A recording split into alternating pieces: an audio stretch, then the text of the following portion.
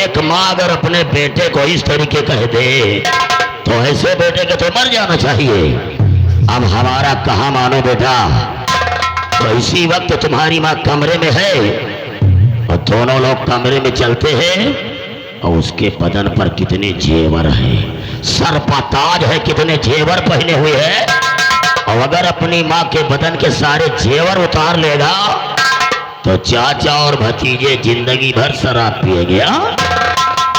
चाचा जी, अगर ऐसी बात है तो मैंने आपसे पहले ही बता दिया था कि आप जो कहेंगे वो गौतम करने के लिए बिल्कुल तैयार ही रहेगा। अगर ऐसी बात है तो वास्तव में माँ के बदन में तो बहुत सारे गहने हैं। अगर उन गहनों को माँ से ले लेते हैं और उनको बेच करके चाचा भतीजा जीवन भर ऐशो आराम कर सकते हैं। देर मत करो, आओ तुम्हारी माँ के पास चलते हैं।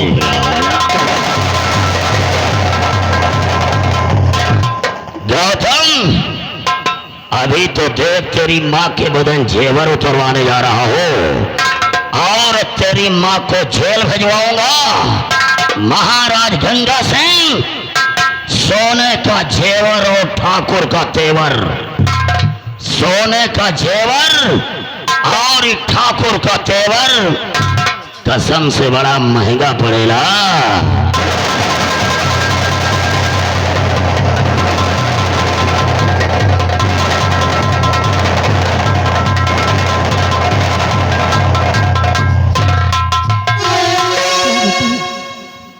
या भगवान, मैंने ऐसा क्या गुनाह किया था कि एक औलाद तूने मुझे बख्शा तो आज मेरा बेटा इतना बिगड़ गया जिसकी वजह से मेरे बेटे को जेल हो गई।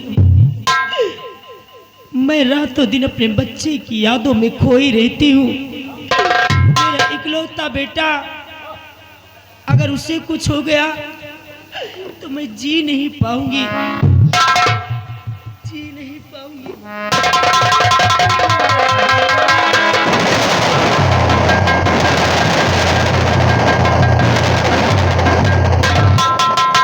माँ, बहुत गजब हो गया है बेटा। कुछ समझ में नहीं आ रहा है कि जब से मैंने ऐसा दृश्य अपनी आंखों से देखा है मेरे तो माथा ही चकरा गया है। बेटा गौतम, आखिर बात क्या हो गई, बोलो तो सही।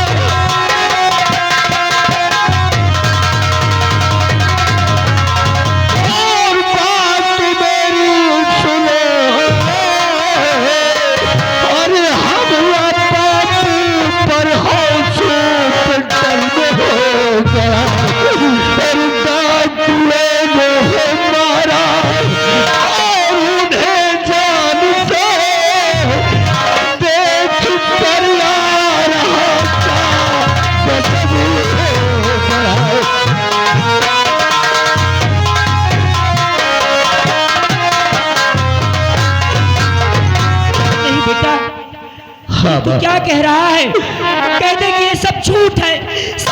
झूठ नहीं होगा, पिताजी का खून हो गया है। गंगापुर हॉस्पिटल में 2 गोली से छल्लू चल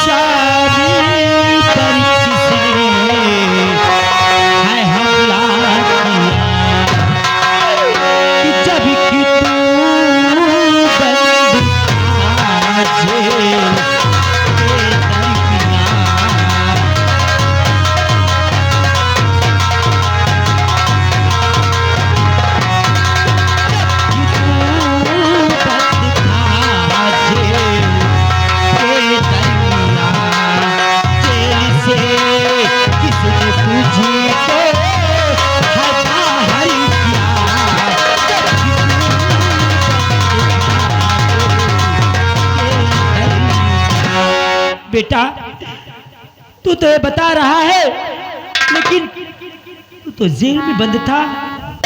ये कैसे कह सकता है कि मेरे स्वामी का खून हो गया?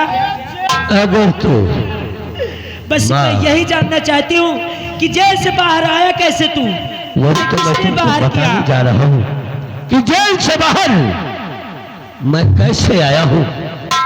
इसलिए मुझे कुछ जरूरत पड़ी है, इसलिए मैं तुमसे आया हूँ बताने के लिए।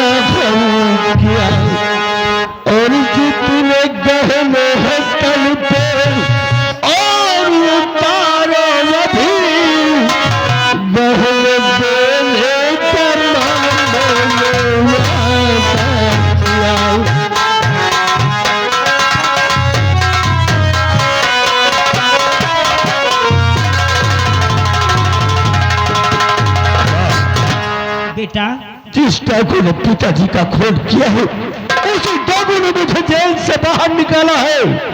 और मैंने उससे वादा किया है कि मैं अपनी माँ के सारे गहने तुम्हें सौंप दूंगा।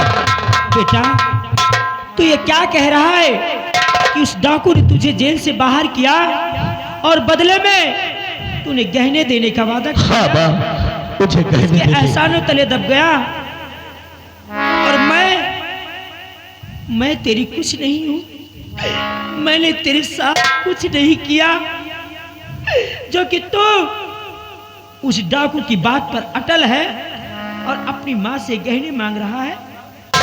लेकिन गौतम कान खोलकर सुन लो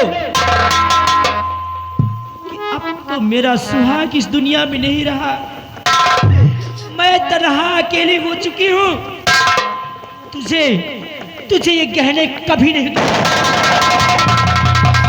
माँ, मुझे गहने देना ही होगा, क्योंकि मैंने किसी से वादा किया है, किसी को मैंने वचन दिया है। अगर मैं गहने लेकर नहीं पहुंचा तो समझो हमारा अपमान हो जाएगा। इसलिए सारे गहने मुझे दे दे माँ, वरना फिर मुझे मजबूर होकर तेरे पास आकर के अपने हाथों से। गौतम, अब तेरी बातों से मुझे लग रहा है कि तू झूठ बोल रहा है, बहाने बना रहा है। किसी डाकू ने नहीं बल्कि तूने अपने पिताजी का खून किया है। तेरी बातों से मुझे लग रहा है, और तू इससे जिद पे अड़ा रहा तो इस महारानी का कहना अटल रहेगा कि तुझे गहने कभी नहीं मिलेंगे। अगर गहने नहीं मिलेंगे तो ये गौतम तुम्हारे शरीर से पूरे गहने निकाल लेगा। अगर तुमने देने से इनकार किया तो मजबूरन मेरे हाथ तुम्हारे पर उठेंगे और फिर तुम्हारे बदन की सारी चमड़ी को हम मारते मारते। अब तो तेरे हाथ मेरे ऊपर उठेंगे ही। मैं सब समझ रही हूँ बेटा। तो फिर देर किस बात की है? लेकिन ये गहने तुझे नहीं मिलेंगे। हाँ, तुझने से पहले अगर गहने मिल जाएंगे तो अच्छा ही होगा, लेकिन मजबूरन फिर समझ लो कि हम क्या करेंगे। नहीं मारेंगे, लाओ मुझे।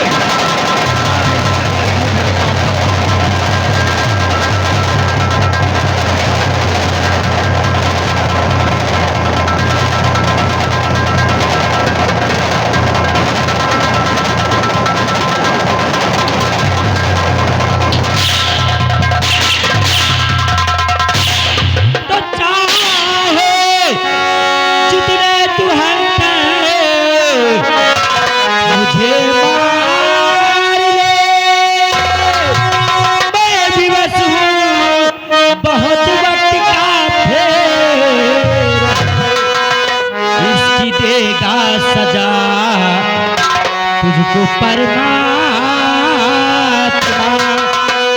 इसकी देगा सजा, तुझको परमात्मा दे रहे उसके घर में ना।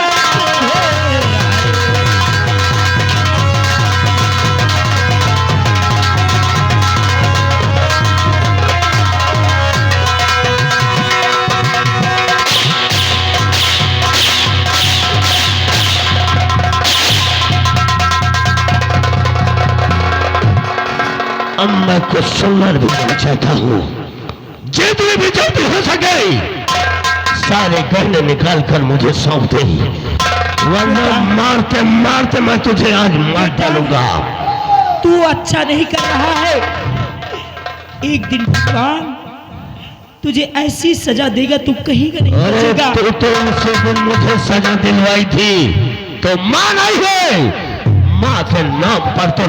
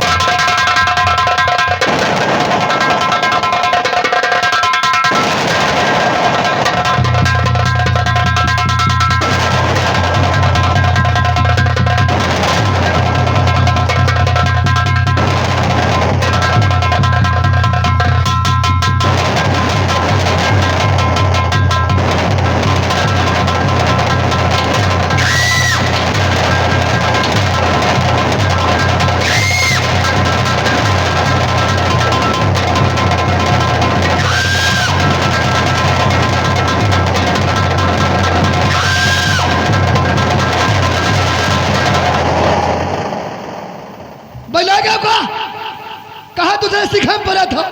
अरे तुम्हारा महतारी आए तुमका 9 महीना पेटे में रखे रही पैदा करीस अपने माता की लाता फैला रहा था।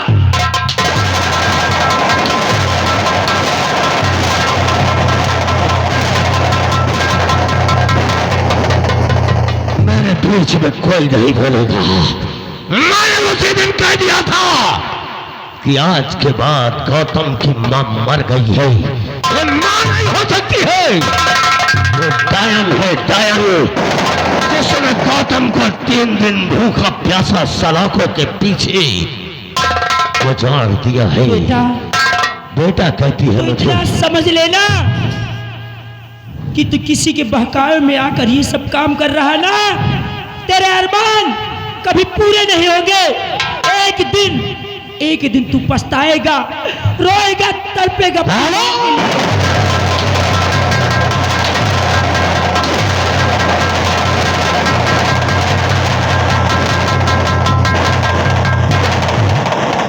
मंत्री चाचा डाल दो इसके हाथों में हथकड़ी और उसी तहखाने में डाल दो जिस तहखाने में 3 दिन भूखा प्यासा तड़प रहा था। तब इसे एहसास हुआ हरमजाद।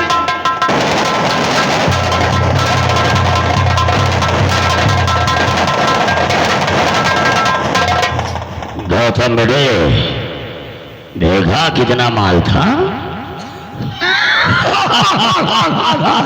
चाचा अब इन गहनों को बेच करके हम दोनों ऐशो आराम कर सकते हैं। लेकिन कुछ और देखा है। क्या हुआ?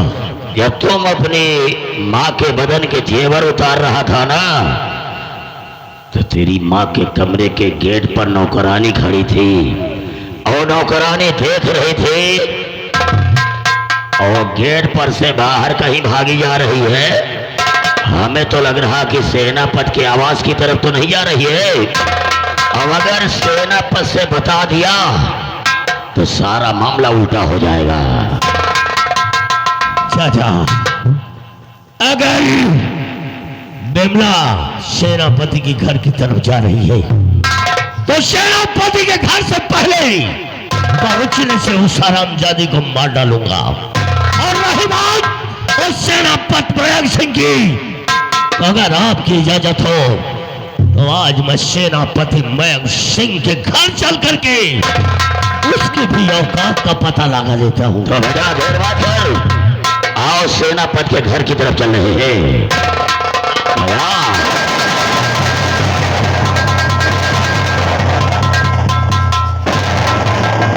देखे भैया, कल जुगहा लड़कन का अहंकार के लड़का है। मान लो मनाई शादी ब्याह करत है, कुछ जने का लड़का कहो साले खान में हो जाए, कुछ जने कहो 5 साल में हुआ, कुछ जने को होते नहीं ना। कहा थे लड़का न हुआ एक दुख, लड़का न हुआ एक दुख, और लड़का हो के मर जाए 100 दुख। लड़का न हुआ एक दुख और लड़का हो के मर जाए 100 दुख, और लड़का हो के नालायक निकल जाए, दुख का अंत ही नहीं ना। एक लड़का ये कल जुगहा है, लेकिन कहना क्या है कि बदन मेरा मिट्टी का, सांसें मेरी उधार है। बदन मेरा मिट्टी का, सांसें मेरी उधार है। घमंड है किस बात का, हम सब यहाँ किराएदार हैं। कहना है कि घमंड मत करो, तकदीर सबकी बदलती रहती है, आईना वहीं रहता है, सूरत बदलती रहती है। आंखों में सूख जाए आंसुओं की धार, आंखों में सूख जाए आंसुओं की धार, गरीबी भी क्या चीज होती है यार।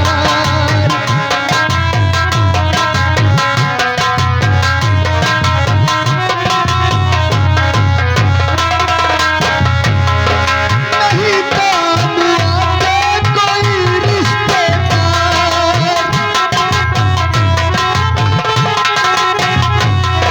नहीं काम आते कोई रिश्तेदार, गरीबी भी क्या चीज होती है यार।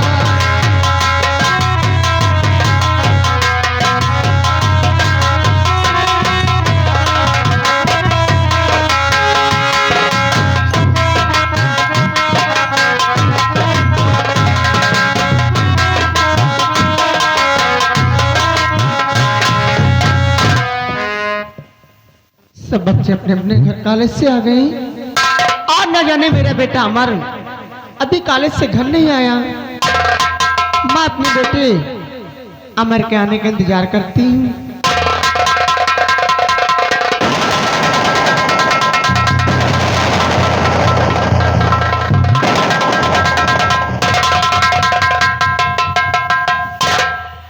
ओ, लगता है सेनापति मयंक सिंह का घर यही है। कोई है घर पे? लगता है घर पर कोई है ही नहीं, लेकिन जरूर कोई ना कोई होगा।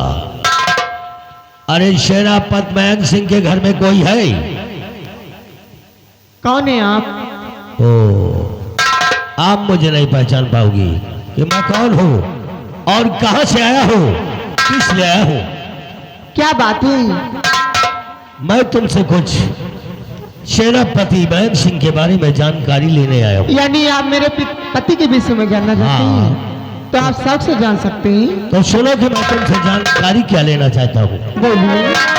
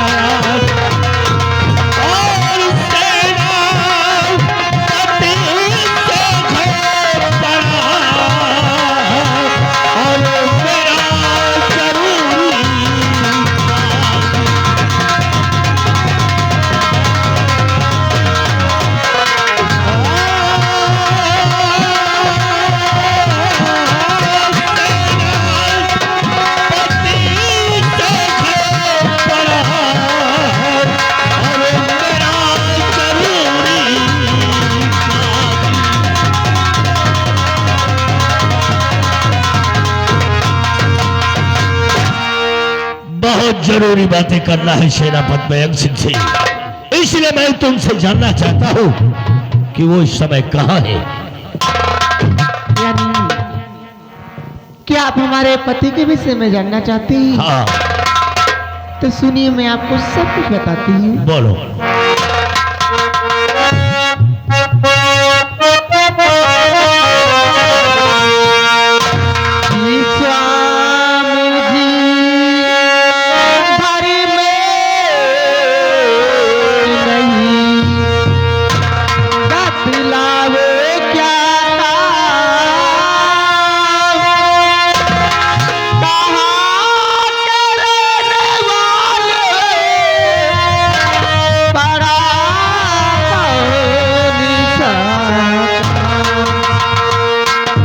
बाबूजी, आखिर बात क्या है जो आप मेरे पति के विषय में जानना चाहते हैं? और मेरे पति इस वक्त घर पे नहीं है।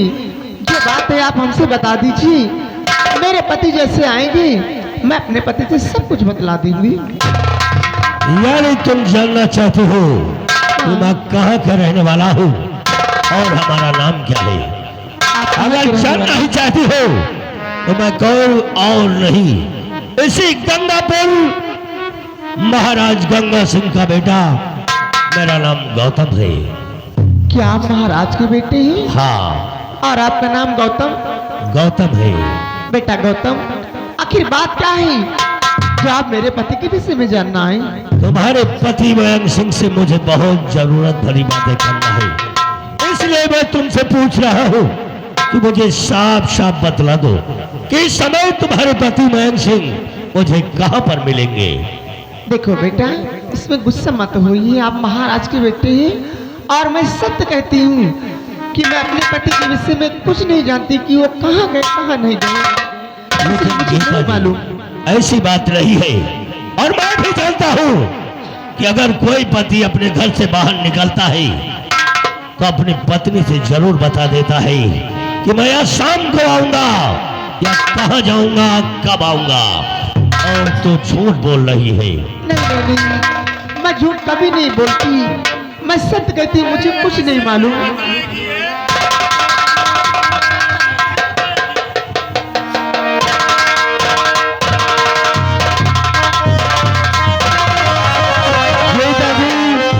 ये भी तुम जानती हो कि सच गलवाने के लिए हमारे पास बहुत सारे तरीके हैं, इसलिए अगर अपनी इज्जत चाहती हो तो साफ साफ बयान कर दो, उसी में तुम्हारी भलाई होगी, वरना अंजाम कहां तक पहुंचेगा हम बता ही नहीं पाएंगे। इसलिए मेरी बात को सुनो कि मैं तुमसे कहना क्या चाहता हूं।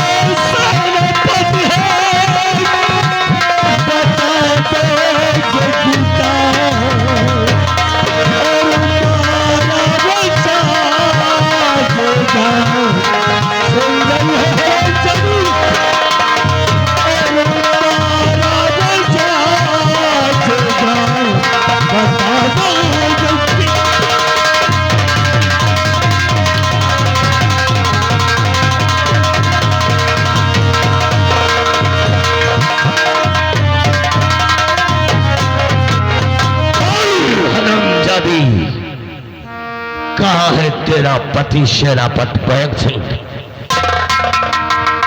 नहीं, मुझे मत मारिए। मैंने आपसे कह दिया, मुझे कुछ नहीं मालूम। तुझे सब कुछ मालूम है और सब कुछ तो बताएगी।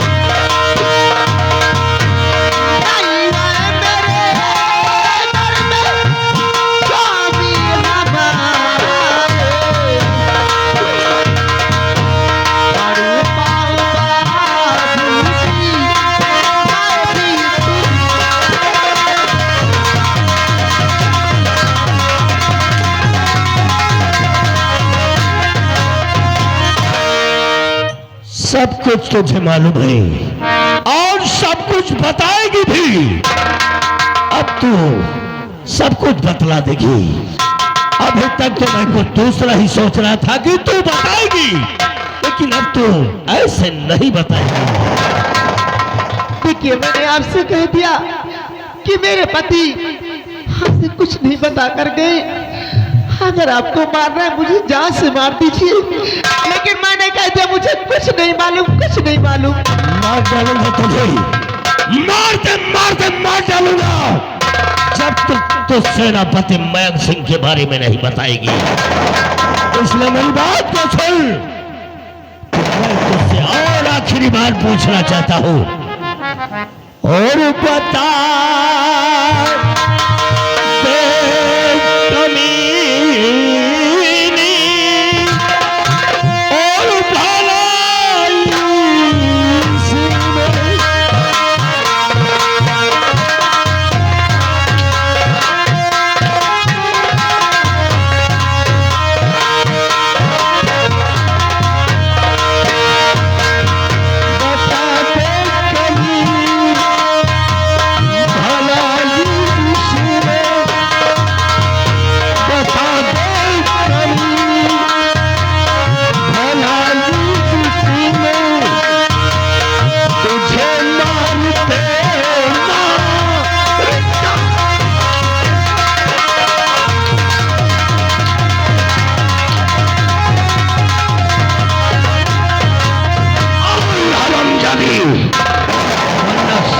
से तेरे बदन में चमड़ी नहीं रह पाएगी। मैंने कह दिया मुझे मेरे पति के विषय में कुछ नहीं मालूम, कुछ नहीं मालूम है।